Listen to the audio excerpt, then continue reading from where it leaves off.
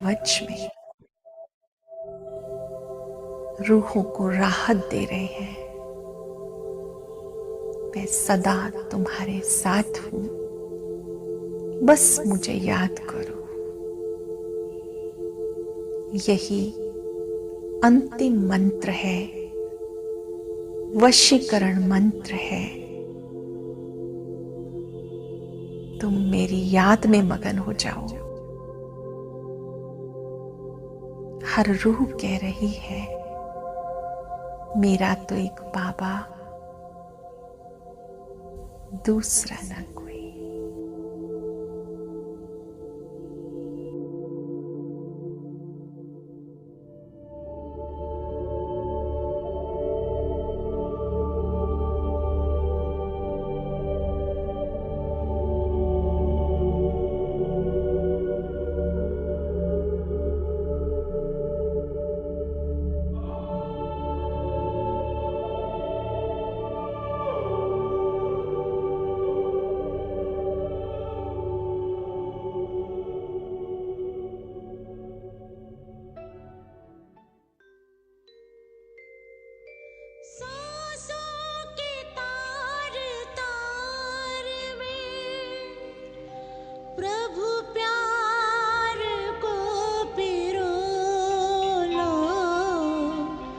प्रभु प्यार को पिरो लो, सांसों के तार तार में प्रभु प्यार को पिरो लो। शुभ कर्म करके पुण्य का, शुभ कर्म करके पुण्य का जीवन में बीज बोलो, सांसों के तार तार में।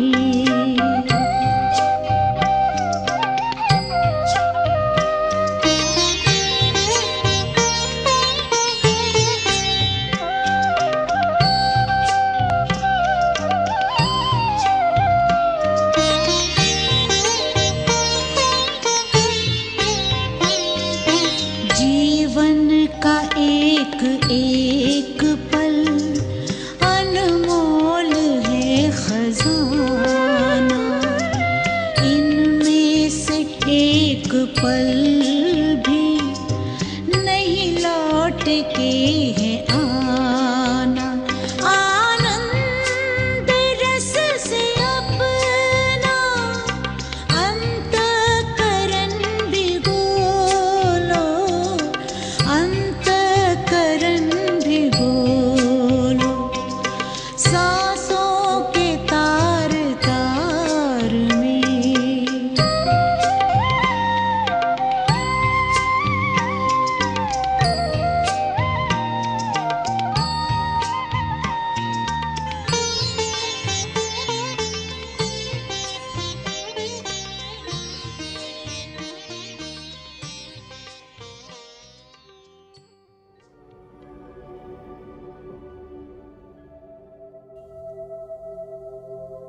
अपने को शक्तियों से भरे, इतना भर ले कि इन शक्तियों का दान दे सके। बाबा से वायदा करे, मैं केवल आपको ही याद करूंगी,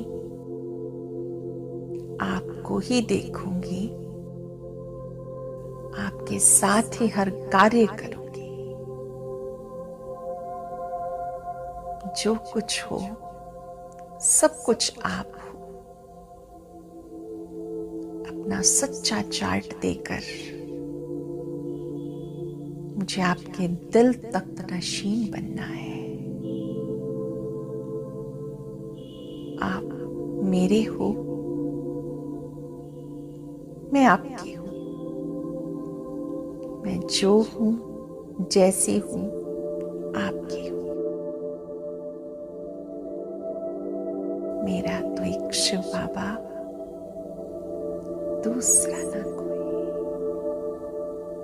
दूसरा ना कोई, दूसरा ना कोई।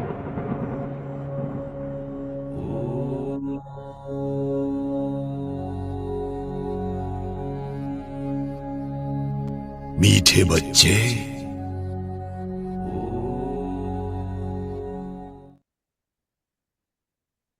ओम शांति। बाबा के मीठे मीठे प्यारे प्यारे रूहानी परिवार को ओम शांति। ओम ओम शांति जी सभी को। शांति, ओम शांति जी, ओम शांति।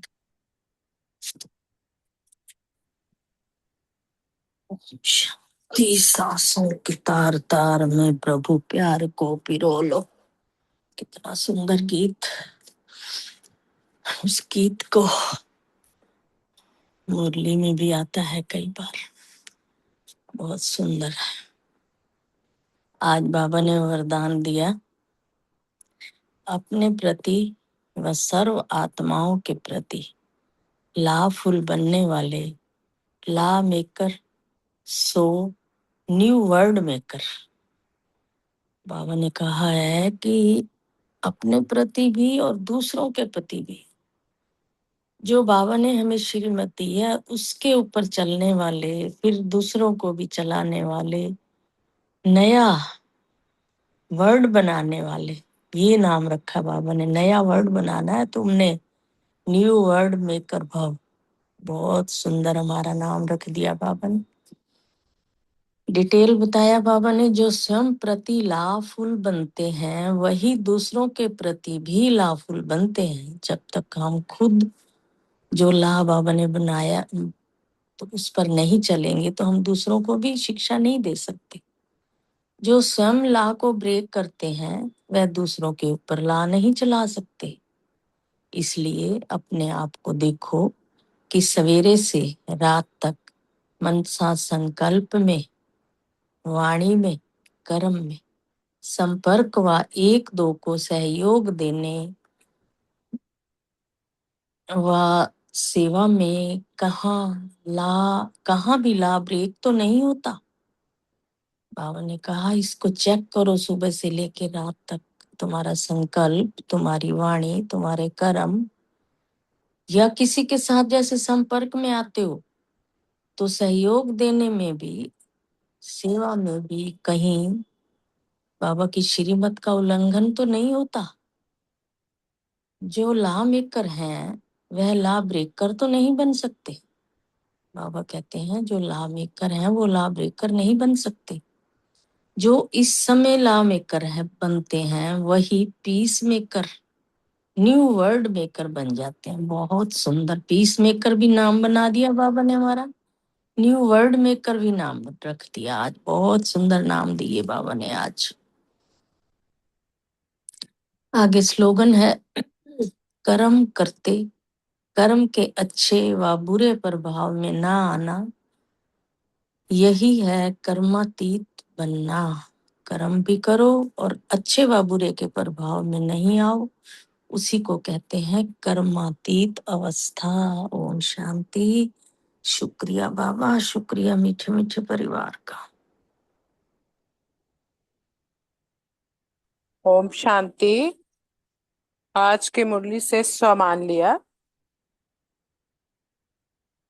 मैं न्यू वर्ड मेकर आत्मा हूँ। बाबा ने आज बहुत सुंदर ये बताया मुरली में कि शिव बाबा ही एक सर्व का सदगति दाता, पतित पावन है। और इसलिए हमें जो है और क्या कहते हैं अभोक्ता है, मगर हमें उनका सच्चे सच्चे गुरु हैं तो रिगार्ड जरूर देना है। तो भोग जरूर बाबा को लगाकर हमें भोग स्वीकार करना है। तो बाबा ने कहा कि हमारा पिता जैसे शांति का सागर है, तो हमें आत्माओं को भी जो छोटी सी बिंदी में इतना 84 जन्म का पाठ भरा है, हमें भी वैसा ही बनना है और खुदाई खिदमतकार बनना है। भगवान निराकार को ही कहते हैं और हम सच्ची सच्ची अमर कथा बाबा ही सुनाते हैं अमर लोक में ले जाने के लिए। और हमारी यात्रा इसीलिए न्यारी है। याद से ही विकर्म विनाश होते हैं। और बहुत सुंदर ये सेवा के लिए आज बाबा ने कहा कि ब्राह्मण भी सच्चे सच्चे गुरु हैं। कैसे? क्योंकि ये सच्चा सच्चा दूसरों को भी रास्ता बताते हैं। मन बना भंवर मध्या जी का बताते हैं, और बाप और बच्चे का भी सबको रास्ता बताते हैं। तो धारणा के लिए एक तो रिगार्ड देना है बाबा को, भोग स्वीकार जरूर कराना है, और सेवा में मददगार बनना है। आत्मा व शरीर दोनों पावन होंगे तभी पूजा योग्य बनेंगे। और एक बहुत सुंदर ये इसमें था वरदान में कि सुबह से रात तक बाबा ने कहा है कि जो मनसा सेवा जो करते हैं उसमें संकल्प में भी, वाणी में, कर्म में, सहयोग में, सेवा में लॉ ब्रेक तो नहीं होता। ये चेकिंग करनी है, चेकिंग का पॉइंट है कि कहीं हम लॉ मेकर बनते बनते लॉ ब्रेकर तो नहीं बन जाते हैं। और एक चेकिंग की कि जो कर्म है उसके अच्छे और बुरे प्रभाव में तो नहीं आ जाते। कर्मातीत बनने के लिए बाबा ने ये भी बहुत अच्छा स्लोगन में समझाया है। ओम शांति। शुक्रिया बाबा। शांति। आज की वजह से सवाल किया मैं खुदाई खिदमत कर रहा हूँ। धरती के सितारे हैं, स्मृति में रखा। बाबा आया है कलयुग को सलयुग बनाने। चिंतन का किया, अभी हम निमित्त बने हैं भारत को फिर से तियारे से निकाल रोशनी में लाने के लिए। हम आत्माओं की यात्रा न्यारी है। सेवा का पॉइंट लिया, सुदर्शन चक्रधारी बन सबको युक्ति बतानी है कि मुक्ति धाम बाप को और वर्षे को याद करो। बाप के साथ सेवा में मददगार बनना है। धारणा की पॉइंट है, आपस में एक दो को व बाप को दिल से रिगार्ड देना है। जिसके भंडारे से पालना होती है उसको भोग स्वीकार जरूर कराना है। और चेकिंग का पॉइंट लिया, संकल्प, वाणी, कर्म, संबंध, संपर्क में कोई लॉ ब्रेक तो नहीं करते हो। चेकिंग की और सुदर्शन चक्र किया। शांति। शुक्रिया बाबा। ओम शांति। आज की साकार मुरली से स्वमान लिया, मैं सच्चा सच्चा ब्राह्मण हूँ। योग अभ्यास बाबा को बड़े प्यार से याद किया। धारणा के लिए, बाबा अभोक्ता है लेकिन जिसके भंडारे से हमारी पालना होती है उसको पहले भोग स्वीकार जरूर कराना है। सेवा के लिए पॉइंट है कि सच्चा सच्चा रास्ता औरों को बताना है। बाप के साथ सेवा में मददगार बनना है। स्मृति का पॉइंट है बेहद के बाप से हम बेहद का वर्षा ले रहे हैं। और चिंतन का पॉइंट है कि बाबा सदैव पूज्य है और हमें भी बाबा पूज्य बना रहे हैं। आत्मा ही पूज्य अथवा पुजारी बनती है। और अपनी चेकिंग करनी की मनसा वाचा कर्मणा, कोई भी श्रीमत का उल्लंघन तो नहीं करते हैं। ओम शांति।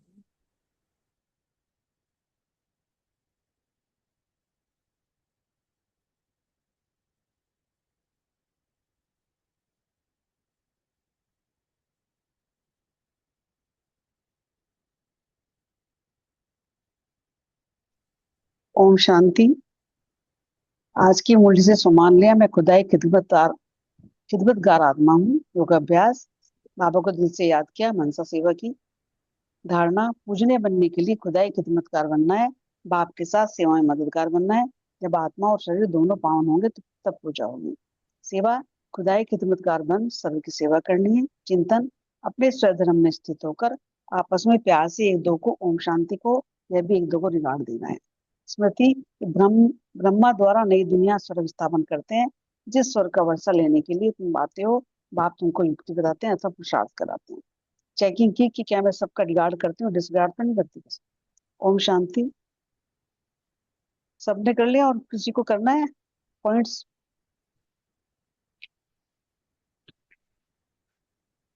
नहीं तो मुरली शुरू करते हैं।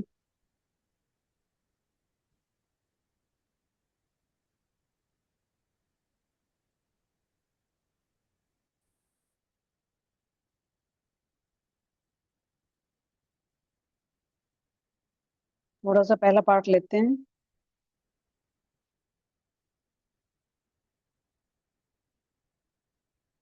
कल के पार्ट में बाबा ने फर्स्ट पार्ट में बताया था कि विश्व रचता बाप दादा अपने स्वराज्य अधिकारी बच्चों को देख रहे हैं और इस वर्तमान संगम युग के स्वराज्य अधिकारी और भविष्य में विश्व राज्य अधिकारी बनते हैं। क्यों? क्योंकि स्वराज्य से ही विश्व के राज्य का अधिकार प्राप्त करते हैं।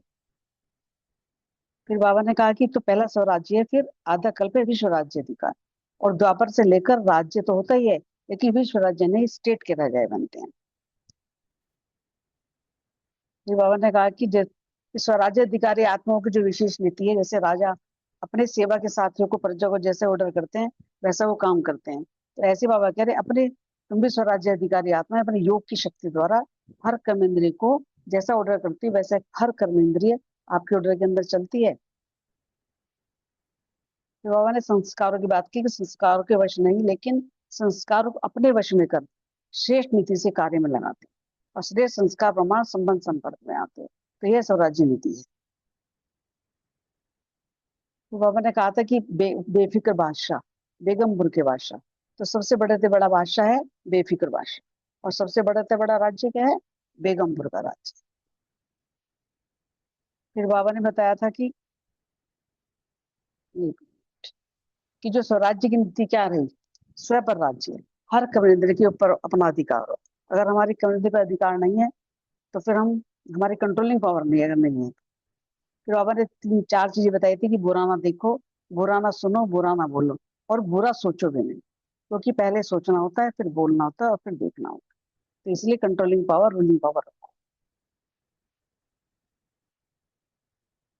फिर बाबा ने कहा कि अगर कोई व्यक्ति को कंट्रोल करने के चाहते हैं, समझते हैं रोंग है, लेकिन तो उसी समय रोंग को राइट में परिवर्तन होना चाहिए ना। अगर नहीं हो रहा है तो कंट्रोलिंग पावर की कमी है, इसलिए नहीं हो रहा हो जल्दी से। फिर बाबा ने बताया कि स्नेह और श्रीमत पर चलते रहते तो कोई भी सख्त ऑर्डर की आवश्यकता नहीं है। हम बाबा की श्रीमत पर चलते हैं तो किसी को ऑर्डर की आवश्यकता नहीं है। अगर नीति को भूलते हैं तो स्वयं स्वयं को कलयुग नीति में चलाते हैं।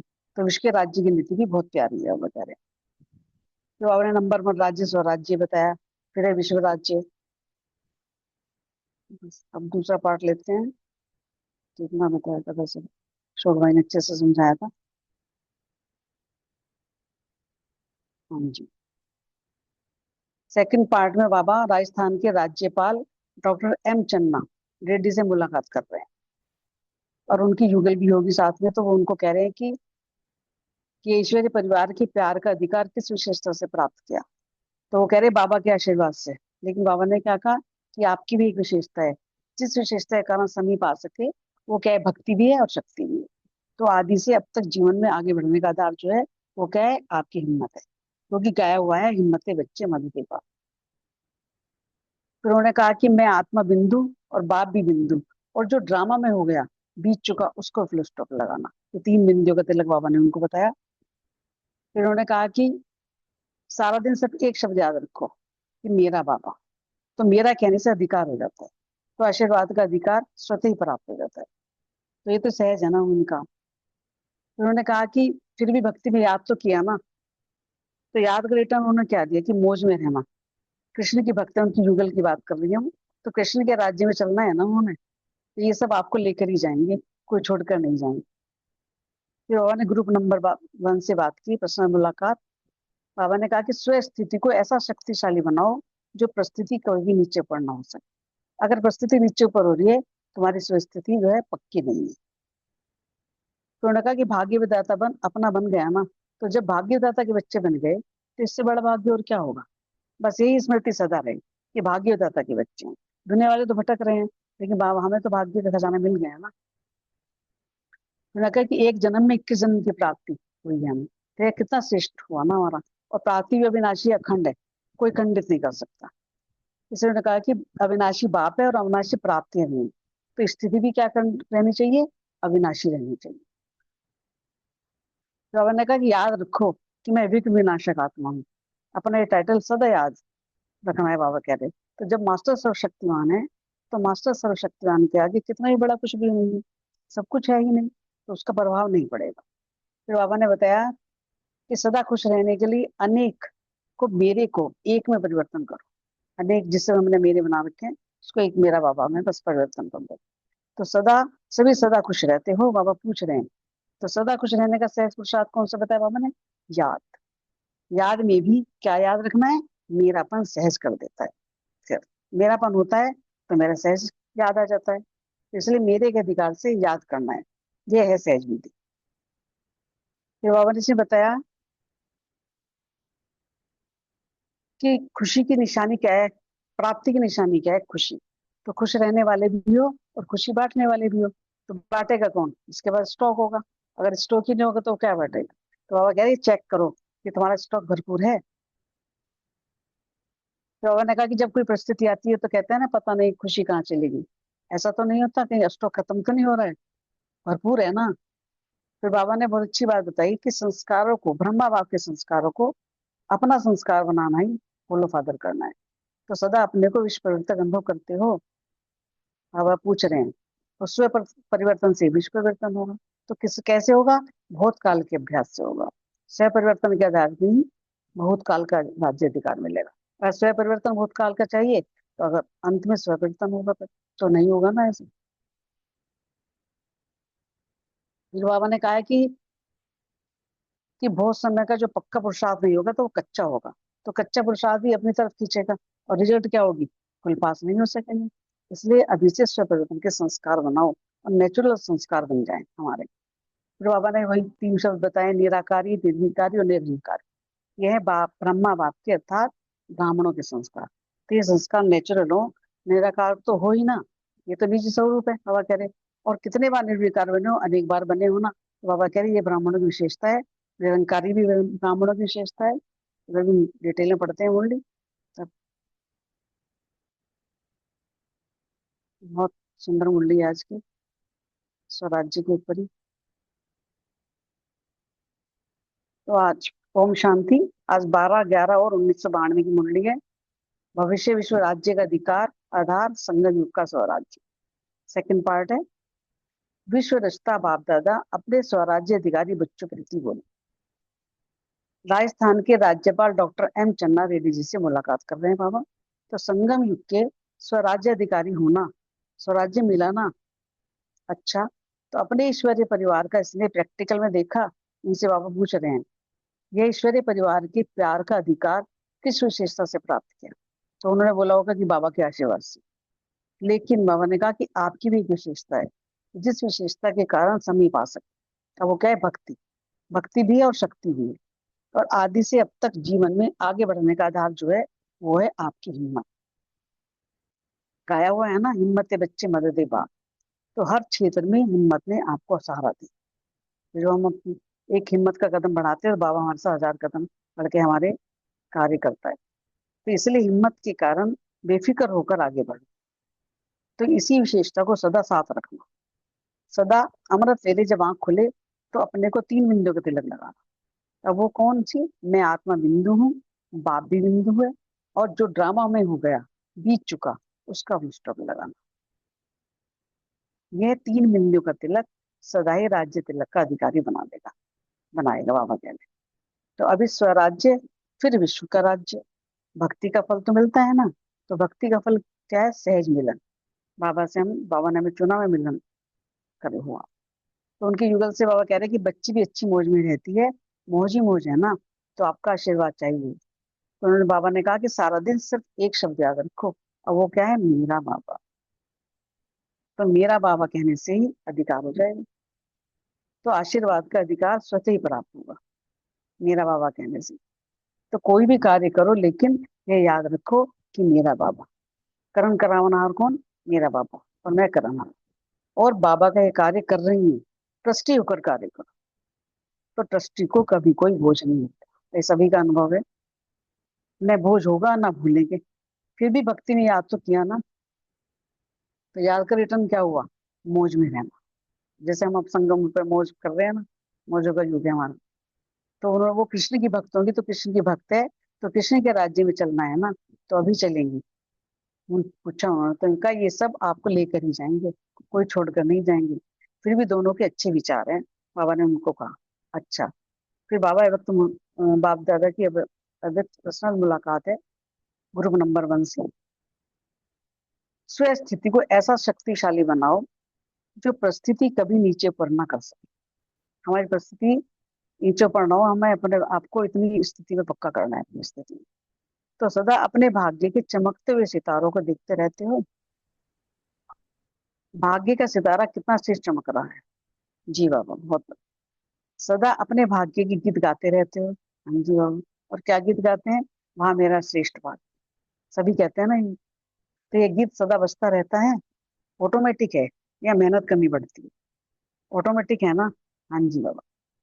क्योंकि भाग्य विधाता बाप अपना बन गया, तो भगवान ही हमारा अपना हो गया। तो जब भाग्य विधाता के बच्चे बन गए, तो इससे बड़ा भाग्य और क्या होगा। बस यही स्मृति सदा रहे, यही याद रहे हमें कि भाग्य विधाता के बच्चे हैं, इतना ऊंचा भाग्य है। दुनिया वाले तो अपने भाग्य का वरदान लेने के लिए यहाँ वहाँ भटकते रहते हैं, और आप सभी को घर बैठे भाग्य का खजाना मिल गया। मेहनत करने से छूट गए ना, तो मेहनत भी नहीं और प्राप्ति भी ज्यादा है। इसको ही भाग्य कहा जाता है ना। पदम पदम भाग्यशाली आत्मा से अच्छे बाबा। तो जो बिना मेहनत के प्राप्त हो जाए, एक जन्म में और 21 जन्म की प्राप्ति करना, ये कितना श्रेष्ठ भाग्य हुआ हमारा। एक जन्म मेहनत करनी है बस हमें, पुरुषार्थ करना, और 21 जन्मों का सुख में मिलता है। तो कितना श्रेष्ठ हुआ ना। तो और प्राप्ति ही अविनाशी और अखंड है, कभी ना कुटने वाली, और कोई खंडित नहीं कर सकता। माया भी सेंटर हो जाती है, इसलिए अखंड रहता है। माया भी हमारे अंदर सेंटर होती है, तो इसलिए बाबा कह रहे हैं वो अखंड है हमारा, अखंड रहता है। तो कोई लड़ाई करके विजय प्राप्त करना चाहे तो क्या कर सकेगा? किसकी ताकत नहीं है। ऐसा अटल अखंड भाग्य पा लिया ना, तो स्थिति भी अब अभी ऐसी अटल बनाओ। बाबा कह रही है, ऐसी स्थिति बनाओ अपनी अटल, किसी भी परिस्थिति में ऊपर नीचे ना हो।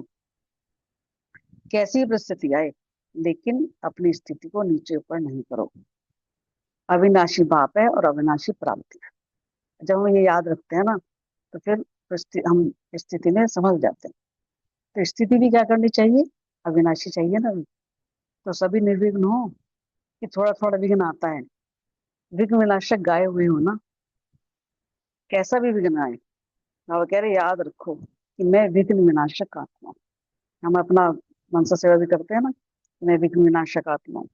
तो अपना ये टाइटल सदा याद है। जब मास्टर सर्वशक्तिमान है, तो मास्टर सर्वशक्तिमान के आगे इतना भी बड़ा कुछ भी नहीं है। जब कुछ है ही नहीं, तो उसका प्रभाव क्या पड़ेगा।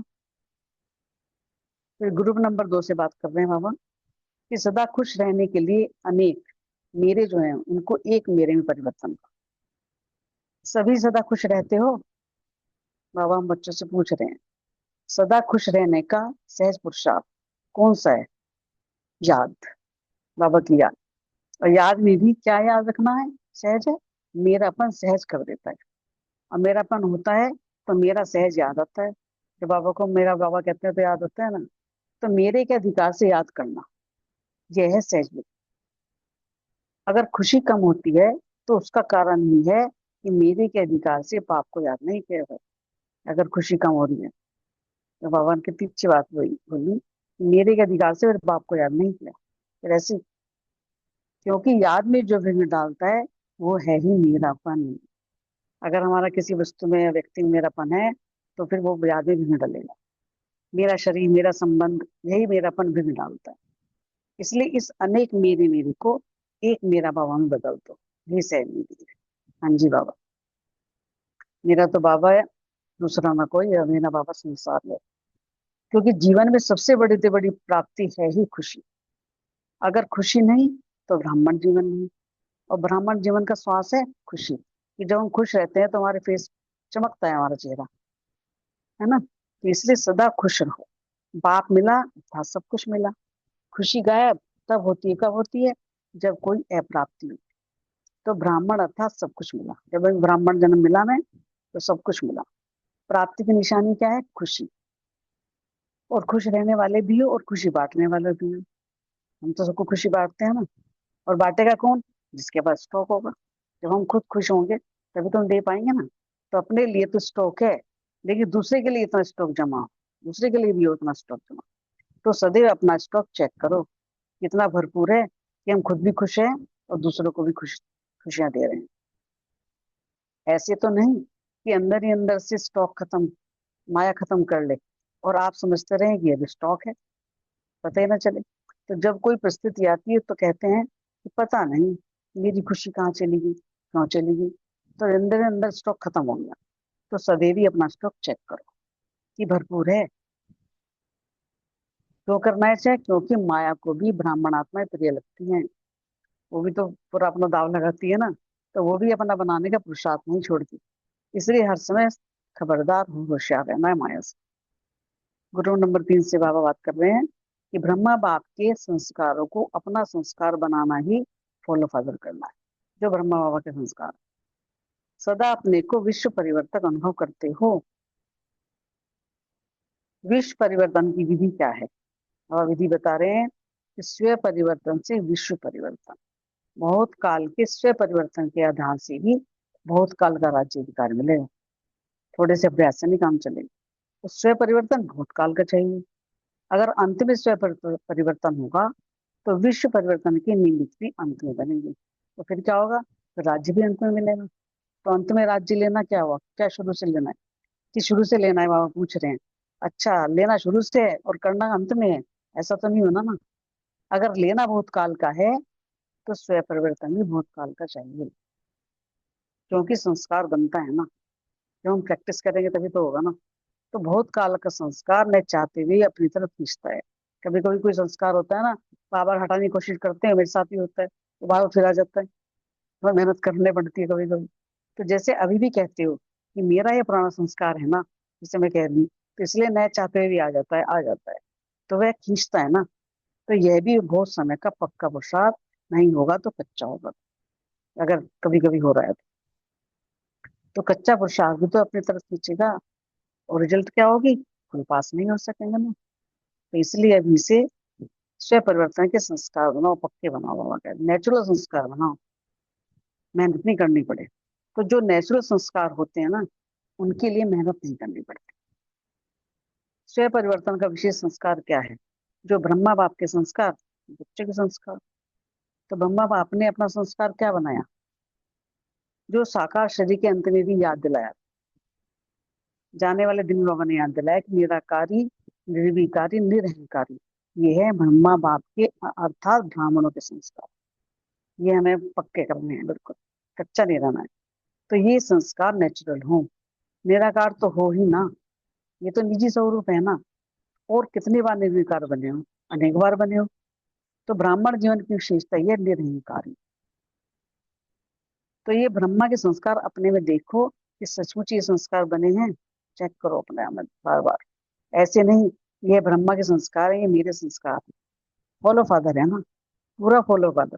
फॉलो करना है ना, पूरा करना है, थोड़ा नहीं कि थोड़े बाबा के थोड़े मेरे हैं, ऐसा नहीं। तो सदा ये श्रेष्ठ संस्कार सामने रखो। सारे दिन में जो भी कर्म करते हो, तो हर कर्म के समय चेक करो कि तीनों ही संस्कार इमर्ज रूप में हैं। तो बहुत समय के संस्कार सहज बन जाएंगे। तो यही लक्ष्य है ना, पूरा बनना है। तो जल्दी जल्दी बनो ना, समय आने पर नहीं बनना है। समय के पहले अपने को संपन्न बनाना है। समय रचना है, और आप कौन? मास्टर रचयिता है। तो रचता शक्तिशाली होता है या रचना? तो अभी पूरा ही स्वयं परिवर्तन करो। ब्राह्मणों की डिक्शनरी में कब कब नहीं है अब। तो ऐसे पक्के ब्राह्मण होना। ओम शांति। शुक्रिया बाबा। तो बाबा को थोड़ा याद करते हैं तो बहुत प्रसन्नता है।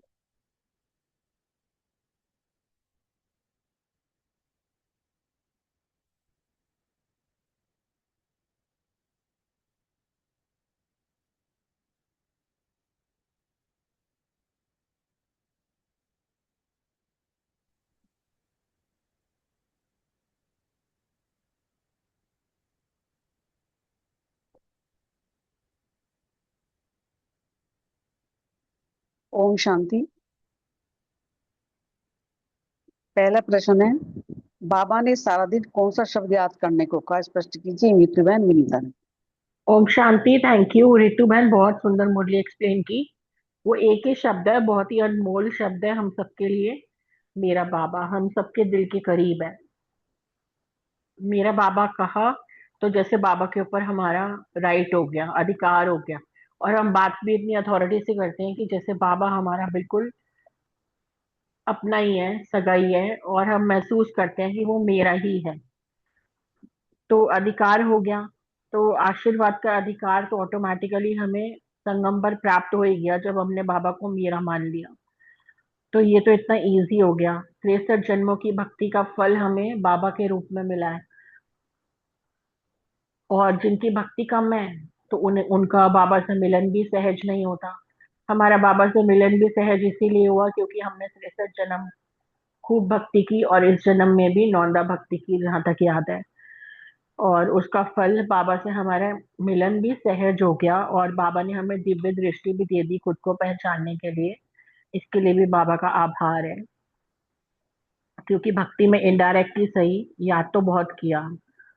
तो और हर कार्य करते हुए ट्रस्टी होकर बाबा ने कहा कार्य करो, तो ट्रस्टी को कभी बोझ फील नहीं होगा। गृहस्थी को बोझ फील होता है, ट्रस्टी को बोझ फील नहीं होता है। और बाबा की याद का रिटर्न ही है मौज में रहना, कम मेहनत और प्राप्ति ज्यादा।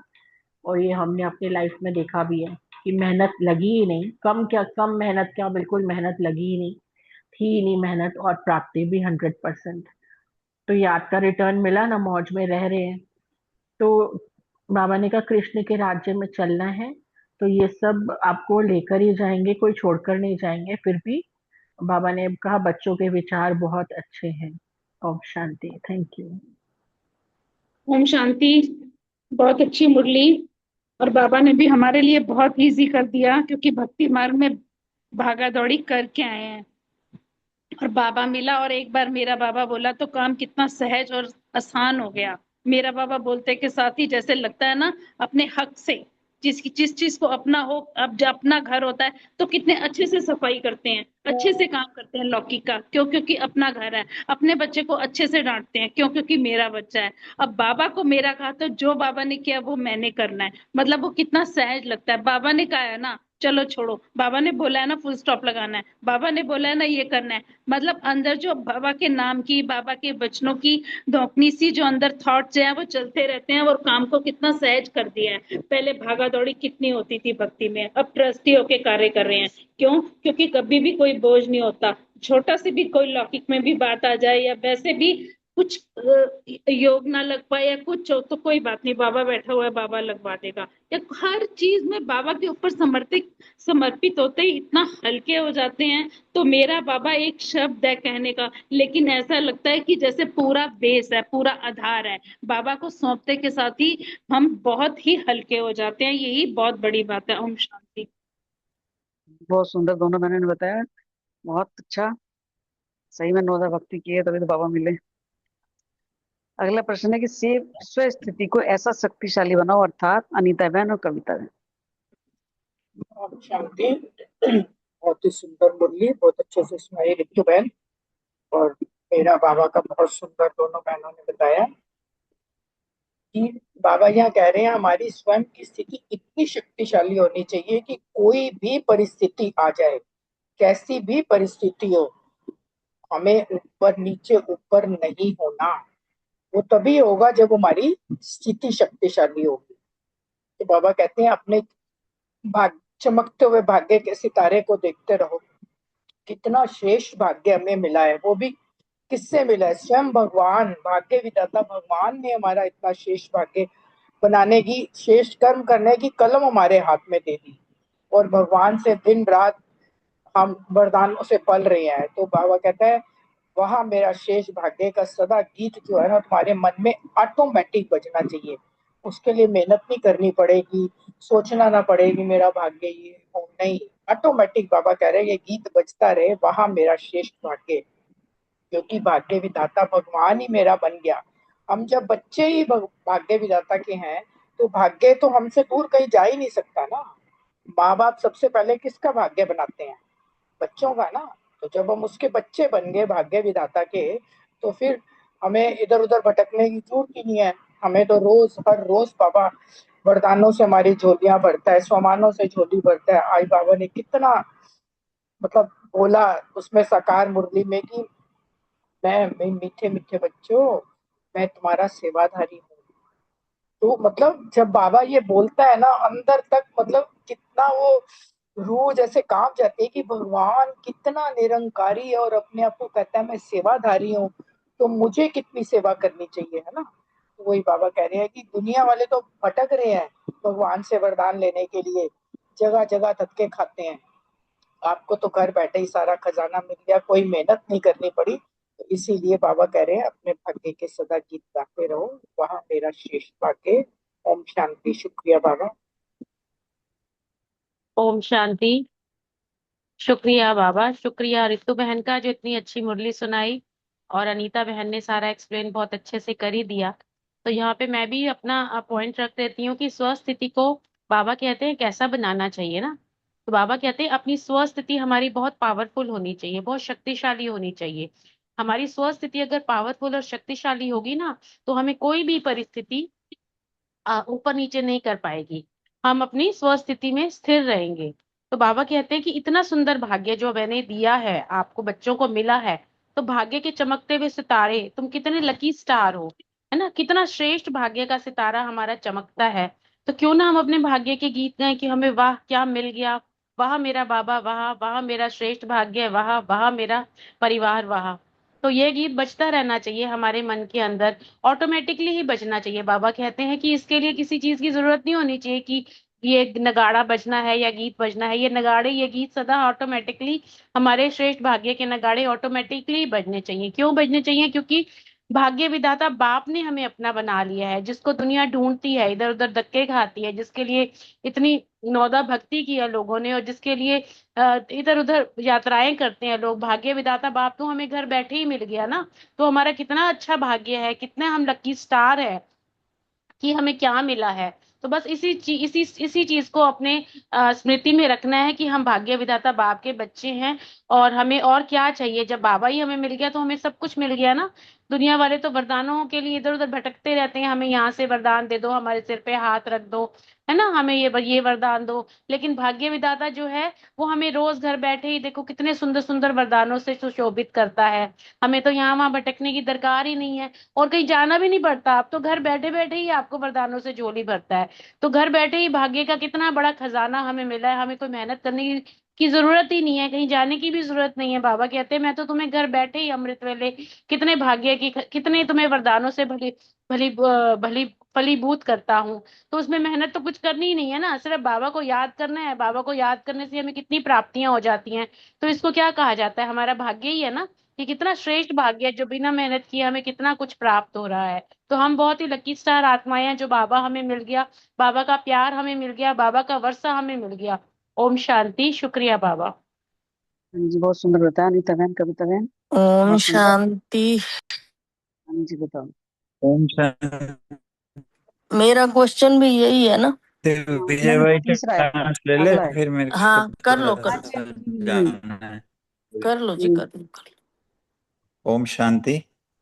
अपना प्रश्न है, ब्रह्मा बाप के संस्कार से अपने संस्कार बनाने हैं, इसको स्पष्ट करना है।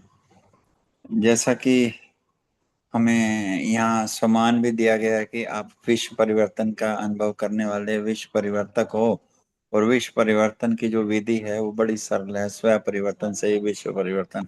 और विश्व परिवर्तन परमानेंट करना है तो हमें जो भी कार्य करना है वो देर काल का अभ्यास करेंगे तभी हो पाएगा। और इस परिवर्तन की जो शुरुआत स्वयं से करेंगे, और यह परिवर्तन का समय जो है कब नहीं अब, अर्थात किसी समय के इंतजार करने की जरूरत नहीं, क्योंकि देर काल का करेंगे। पुराने संस्कार को बोलते हैं ना, मेरा संस्कार मेरा संस्कार, अर्थात श्रेष्ठ संस्कार को पक्का करेंगे, स्वाभाविक स्वाभाविक बन जाएंगे। और ब्रह्म बाप के जो 3 मुख्य संस्कार बताए यहाँ पर स्पष्टता जो की ना, कि निराकारी, निर्विकारी, निरंकारी। स्पष्ट बात यह है, मतलब प्रैक्टिकल में बताता हूँ बाबा ने कैसे किया, हमें कैसे करना है। जो ब्रह्मा बाबा से मिलते थे अव्यक्त हो जाते थे, आज तक हमने बड़ों के ये अनुभव सुने। अर्थात निराकारी का इतना लंबा अभ्यास था, हमें भी अभ्यास करना है। और निरंकारी का तो सुनते ही हैं, ये बाबा कितने निरंकारी, बच्चों को नमस्ते करते हैं, रोज सुनते हैं नमस्ते वाली बात। और निर्विकारी का ऐसे निर्विकारी बने कि निर्विकारी दुनिया में नंबर 1 प्रिंस बन गए। Thank you very much. ओम शांति। बहुत सुंदर रितु बहन आपने भी सुनाया, और सब बड़े उमंग उत्साह से सुना रहे हैं। बहुत बहुत धन्यवाद, शुक्रिया। ओम शांति। आपका थैंक तीसरा यू प्रश्न है। सुरेश बहन। ये सुरेश तीसरा बहन, नहीं, ये तीसरा नहीं नहीं है। नहीं नहीं, ये मैं बता रही हूँ। एक जन्म में 21 जन्म की प्राप्ति, ये वाला है। अच्छा चलो ठीक है, मुझे तो ये तीसरा लगा था। जी ये नोटिस रहे। चलो अब है। ठीक है, फिर और बहनें दे ले उत्तर, मैं इतने तब पढ़ लेती हूँ। पढ़ लो। हाँ रूमी बहन का है ना जो, वो तो पढ़ रेणु लेते हैं। बहन आप बता दो। हाँ जी।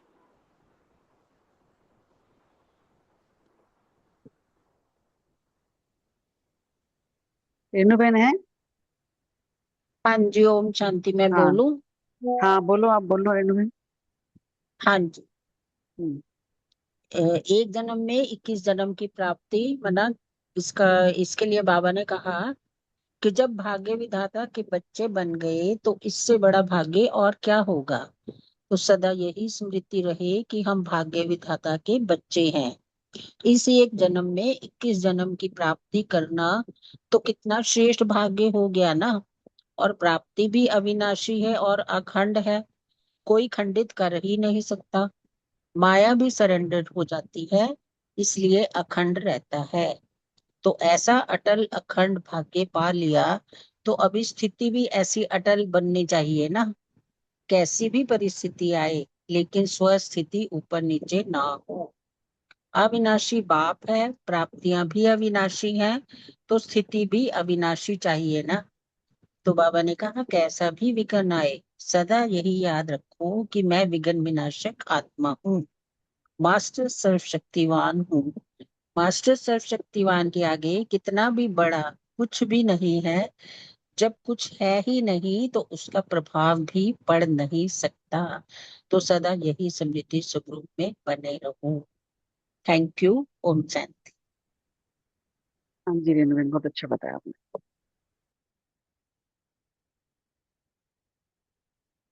रूमी बहन तो शायद नहीं है ना। सुरेश बहन बताओ। ठीक है जी, रूमी बहन नहीं होंगे ना। हाँ रूमी बहन नहीं है। चलो कोई नहीं, मैं कर देती हूँ। ओम शांति। ओम बहुत शांति। सुंदर है प्रश्न आज का। हम्म, आपने भी मुरली बहुत अच्छे से एक्सप्लेन की है। बाबा ने कहा कि 21 जन्म की प्राप्ति करना ये कितना श्रेष्ठ, कभी सुना ही नहीं था भाई 21 जन्म भी होते हैं। 84 लाख सुन रखे थे। तो आप ही श्रेष्ठ है संगम पर। जब संगम पर हमें ज्ञान हुआ भाई 21 जन्म की प्राप्ति करना ये तो कितना श्रेष्ठ है। और फिर प्राप्ति भी जो होती है अविनाशी और अखंड है। अविनाशी है जिसका कोई विनाश नहीं है, कोई खंडित नहीं है। तो फिर बाबा कहते हैं माया भी सरेंडर हो जाती है, इसीलिए तो इसको अखंड कहा जाता है। फिर आगे बाबा ने कहा भी कोई लड़ाई करके विजय प्राप्त करना चाहे तो कैसे कर सकता है, नहीं हो सकता। लड़ाई से थोड़ा विजय प्राप्त होती है। चाहे कोई ऐसा अटल भाग्य अखंड भाग्य पा लिया, स्थिति भी ऐसी अटल बनाओ, कैसी भी परिस्थिति आए लेकिन हमारी स्थिति डावाडोल नहीं होनी चाहिए। चाहे कितनी माया आ जाए, कितनी कोई परिस्थिति आ जाए, हमारी स्थिति स्थिर रहनी चाहिए। फिर बाबा ने कहा कि अविनाशी बाप है और तुम्हारे को जो प्राप्तियां होती हैं वो भी अविनाशी हैं, उनका भी कोई विनाश नहीं कर सकता। तुम्हारे भाग्य में जो लिखा है, जो ड्रामा में नूंद है, वो तो तुम्हें मिलना ही मिलना है। तो स्थिति भी क्या रहनी चाहिए, अविनाशी रहे ना। जब बाबा की प्राप्तियां अविनाशी हैं तो स्थिति भी अविनाशी होनी चाहिए। तो फिर बाबा कहते हैं सभी निर्विघ्न हो कि थोड़ा थोड़ा विघ्न आता है। विघ्न विनाशक गाए हुए हो ना, तो ये छोटे विघ्नों को तो तुम ऐसे ही पार कर लोगे, ऐसे ही विनाशक बने हुए हो। तो ये विघ्न तुम्हारे लिए तुच्छ मात्र हैं। ओम शांति। शुक्रिया बाबा, शुक्रिया मीठे परिवार का। हाँ जी बहुत अच्छा बताया सुरेश बहन, शुक्रिया। अगला प्रश्न है सदा खुश रहने के लिए बाबा ने क्या कहा, स्पष्ट कीजिए बलविंदर बहन, रानी बहन। शांति। थैंक यू रितु बहन, बहुत सुंदर मुरली आपने स्पष्ट की और सभी का मंथन भी बहुत सुंदर, सब भाई बहनों का।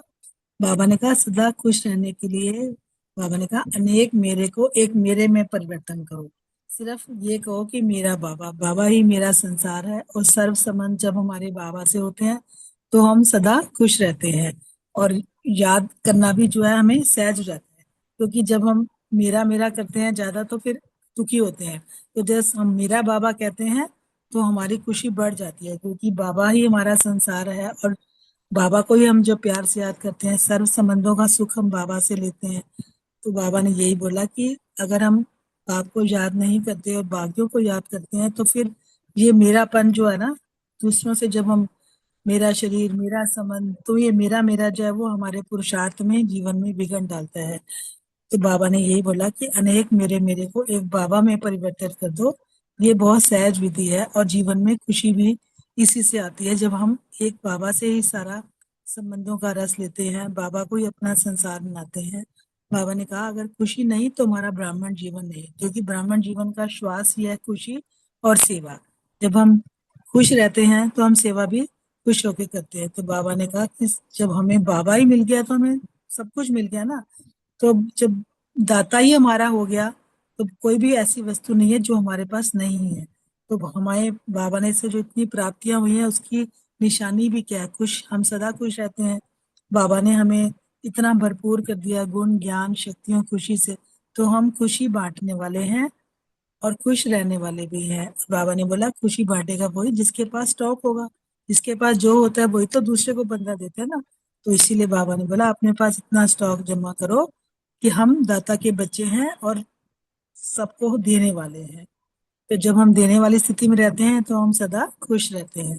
तो बाबा ने यही बोला कि अपने को खुशी से भरपूर रखना है, सदा खुश रहना है। ओम शांति।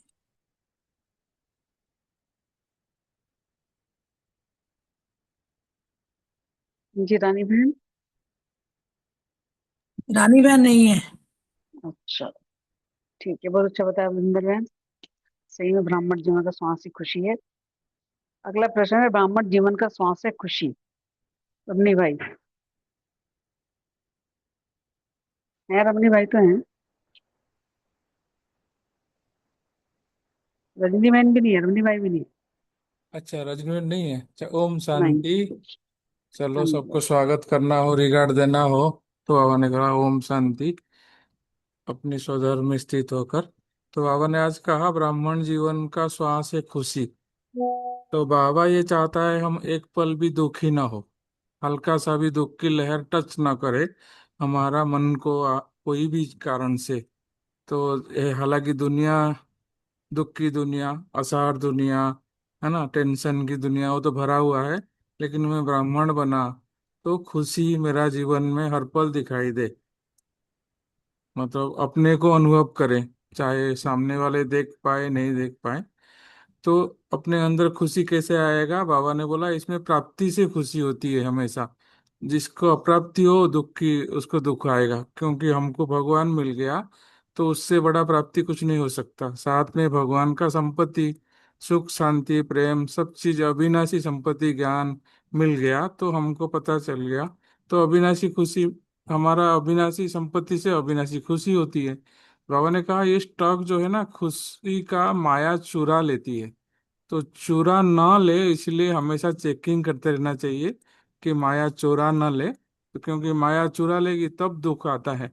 और उसका कारण यही है कि मेरापन रहता है। हम मेरापन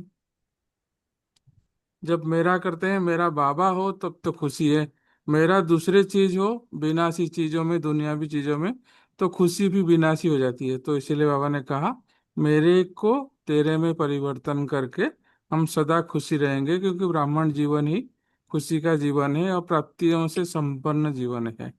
ओम शांति। Thank you. हाँ जी, बहुत सुंदर बताया रमनी भाई, सही बात। अगला प्रश्न है, ब्रह्मा बाप के संस्कारों को अपना संस्कार बनाना। सीमा बहन विजय भाई ने तो बता दिया ना। ओम शांति। थैंक यू रितु बहन, बहुत प्यार से मुझे समझाई आपने। तो ब्रह्मा बाप के संस्कारों को अपना बनाना माना फॉलो फादर करना है, और बहुत काल के जो स्व परिवर्तन के आधार पर ही फिर बहुत काल का जो राज्य अधिकार भी मिलता है। और अगर अंत में हम स्व परिवर्तन करेंगे तो फिर विश्व परिवर्तन के निमित्त भी अंत में ही बनेंगे, तो फिर राज्य भाग्य भी जो है वो फिर अंत में ही मिलेगा। तो अगर राज्य भाग्य बहुत काल का लेना है, शुरू से लेना है, तो स्व परिवर्तन भी बहुत समय से पहले ही करना है, क्योंकि वहीं फिर हमारे संस्कार बनते हैं। जो बहुत काल के संस्कार जो है ना चाहते हुए भी फिर अपनी तरफ हमें खींचते हैं। तो स्व परिवर्तन का विशेष संस्कार ही यही है कि जो ब्रह्मा बाप के संस्कार, वही हम बच्चों के ही संस्कार हैं। अब ब्रह्मा बाबा के संस्कार क्या थे, साकार शरीर में भी अंत में भी बाबा ने क्या याद दिलाया बच्चों को कि निराकारी निर्विकारी और निरहंकारी। यही ब्रह्मा बाबा के संस्कार और यही हम ब्राह्मणों के ही संस्कार हैं। इन्हीं संस्कारों को ही हमें पक्का करना। ओम शांति है। हाँ जी, सीमा मैम बहुत अच्छा बताया, शुक्रिया। लास्ट प्रश्न है, निराकारी, निर्विकारी और निरहंकारी, अर्थात अशोक भाई और सुमन मैम। ओम शांति।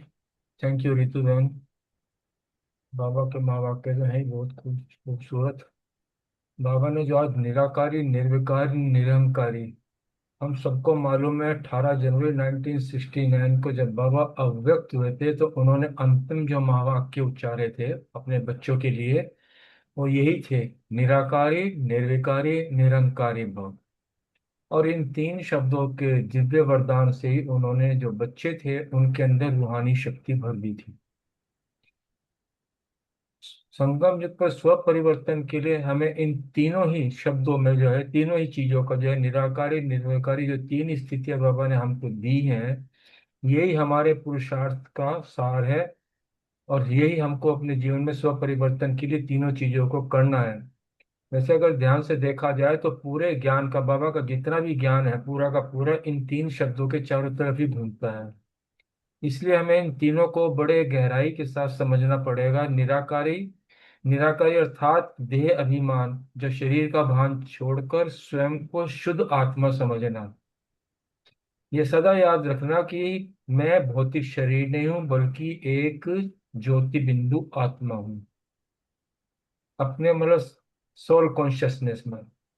निर्विकारी अर्थात काम, क्रोध, लोभ, मोह, अहंकार, ये जो पांच विकार जो हैं, इन पांच, कहने को ये मोटे मोटे पांच है लेकिन पूरे अगर सूक्ष्म विकारों में भी जाएं उन सब समेत पूरी तरह मुक्त हो जाना, अर्थात मन, वचन और कर्म में पवित्रता को धारण करा, संकल्प में भी, सपन में भी विकार ना आए। तीसरा है निरहंकारी, किसी भी प्रकार का पद, गुण, रूप, धन, संबंध, परिवार, ये जो है उसका अहंकार ना रखना, बल्कि इसके उल्टा हर एक के प्रति विनम्र और कल्याणकारी की जो भावना रखना। इन तीनों को हम ध्यान में समझते अपना जो है जीवन चलाएं, पुरुषार्थ करें। और बाबा ने जो है हमारे जीवन में जो है तीन चीजें अक्सर चलती हैं, मनसा, वाचा और कर्मणा। अगर हम तीन शब्द ही याद रखें और इसे मनसा, वाचा, कर्मणा में फिट करें तो हमारा जीवन जो है वही सार्थक हो जाता है, पुरुषार्थ हमारा सहज हो जाता है। जैसे बाबा ने मुरली में बताया था कि मनसा के लिए निराकारी, वाचा के लिए निरहंकारी और कर्मणा के लिए निर्विकारी। तो अगर ये तीन बातें, हम ये तीन चीजें, तीन मूल मंत्र को भी अगर ध्यान रख लें तो हमारी जो स्थिति है ऊंची होती चली जाएगी। बाबा ने कहा कि ये तो निराकारी स्थिति, तो एक बार सोचते हैं मैं आत्मा हूँ, निराकारी हूँ, इसको तो जन्म जन्म से करते ही आए, और निरहंकारी भी है। तो लेकिन हमारी जो स्थिति जो है अपने आप को जो है निरंकारी और निर्विकारी बनाना, अगर हम जो है अपने ये तीनों को धारण कर लेंगे, निरंकारी मतलब जितना जितना हम अपने मनसा, वाचा, कर्मणा में इनको रहेंगे तो हमारी स्थिति उतनी ही ऊंची होती चली और हमारा पुरुषार्थ जो है बढ़ता चला जाएगा। तो इससे हमारा स्व परिवर्तन भी जो है नेचुरल नेचर बन जाएगा, अर्थात हमारे जो संस्कार है स्व परि इस तरह जो बुद्धि में जो रहेंगे तो हमारा स्व परिवर्तन भी सहज हो जाएगा, संस्कार भी हमारे पक्के हो जाएंगे। क्योंकि हम ब्राह्मणों का लक्ष्य क्या है कि हमें स्व परिवर्तन किसको फॉलो करना है, बाप को फॉलो करना है, अर्थात बाप से प्यार है। बाप से प्यार मीन्स बाप के जो संस्कार है वो हमारे संस्कार। बाबा ने यही अंतिम पाठ में पढ़ाया कि बच्चे जो है ये बाप के संस्कारों को एज अपने संस्कार बनाओ, अर्थात अपने आप को निराकारी, निर्विकारी और निरंकारी बनाओ।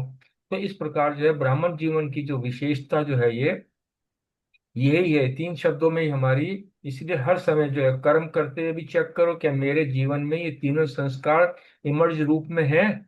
अगर हैं तो हमारे जो संस्कार हैं, जो स्व परिवर्तन जिसको हम कर रहे हैं, वो सहज ही बन जाएंगे और हमारा अंतिम लक्ष्य भी यही है। Thank you.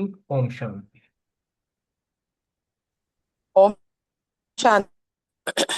Thank you Ritu बहन, बहुत सुंदर मुरली सुनाई आपने, और अशोक भाई ने भी बहुत अच्छे से स्पष्ट कर दिया।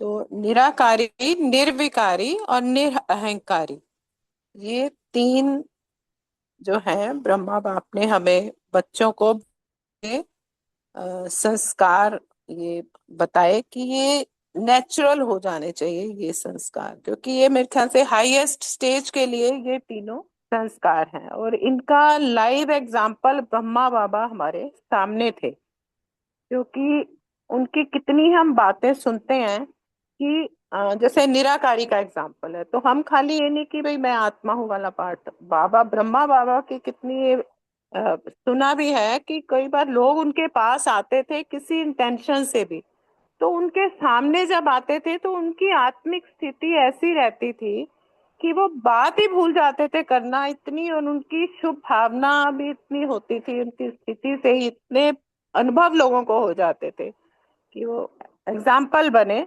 हमारे सामने, दुनिया के सामने निराकारी होने का।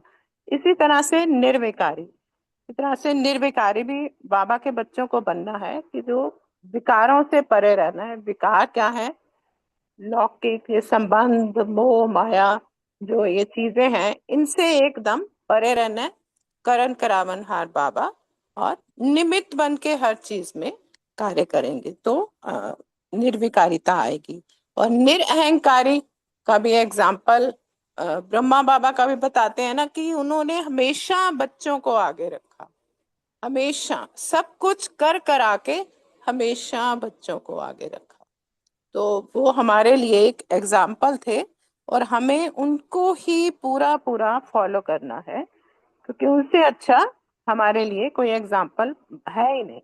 तो यही हम सबका लक्ष्य है और हमें संपन्न बनना है, क्योंकि बाबा ने कहा है ना कि अपने को संपन्न बनाना है तो समय तो रचना है, तो हमें मास्टर रचयिता बनना है। तो रचता जो शक्तिशाली होता है ना, तो स्व परिवर्तन करना है अपना।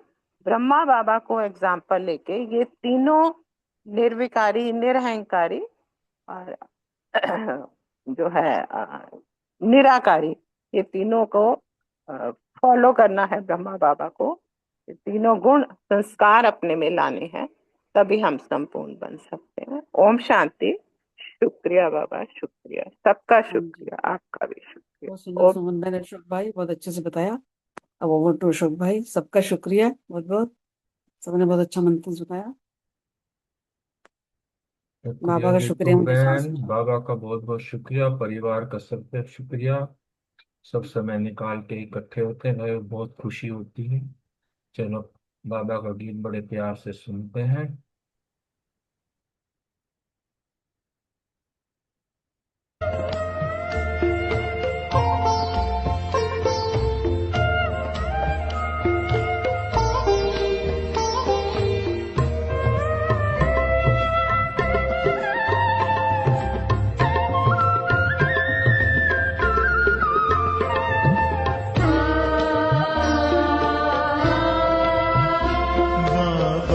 कितने निरहंकारी बच्चों को नमस्ते करते हैं।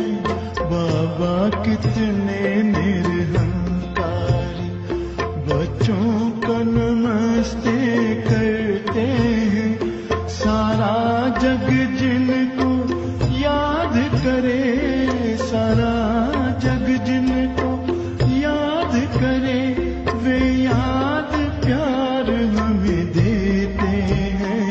बच्चों को नमस्ते करते हैं, बाबा कितने निरहंकारी।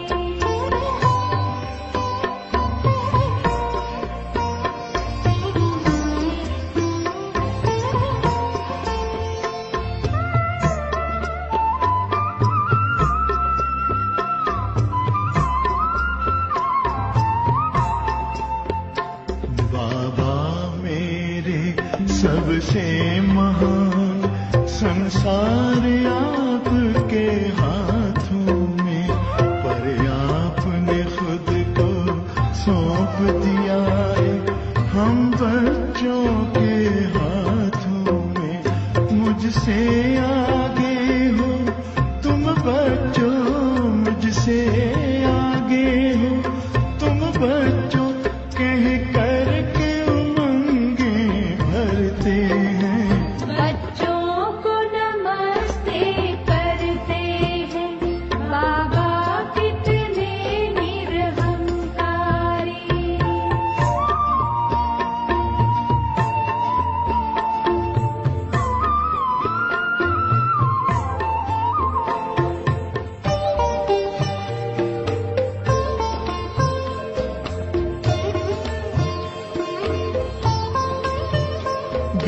बेहद सेवा अब भी करते।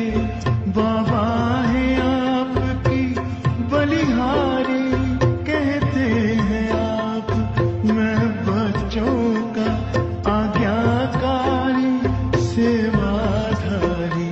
सब काम आप खुद करते हैं, सब काम आप खुद करते हैं, और मान हमारा रखते हैं। बच्चों को नमस्ते करते हैं, बाबा कितने निरहंकारी।